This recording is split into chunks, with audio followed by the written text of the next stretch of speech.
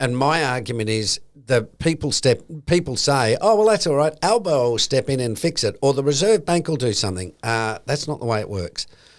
The way it works is people look at a house price and go, I'm not giving you $2 million for that. Whereas, last year they would have given you bloody 2.4. Yeah. We're forced to sell out.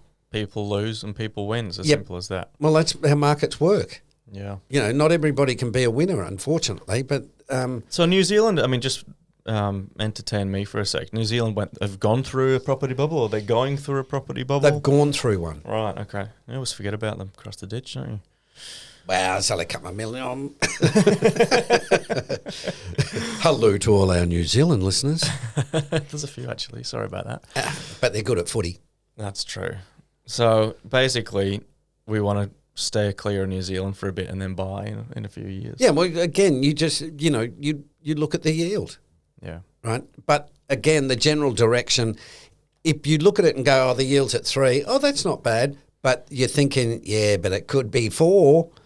If the price falls at 100,000, well, that's substantial amount of money, and it makes a big difference when you look at the price.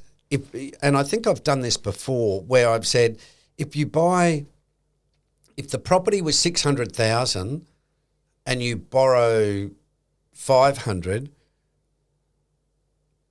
If you look at it and said, I'll wait for it to get to 500 and it gets to 5 and you have to only borrow 400, the difference over the long term is substantial, right? And what I'm trying to say to people there is, look, and it's the same in stocks, if you wait for cheap markets, you do really, really well in one bull market. Well, it comes down to the price you pay. Exactly, and the value, Tom. So because that's why the yield is important, because it gives you an indication as an investor. I'm not talking about a property owner, but as an investor, it gives you a really good indication about what you're going to yield, right? And what a lot of people are finding out now is that the yield might be all right, but if you lose $100,000 of capital in the property, well, you've got 40 years of 2.5% till you get that $100,000 back.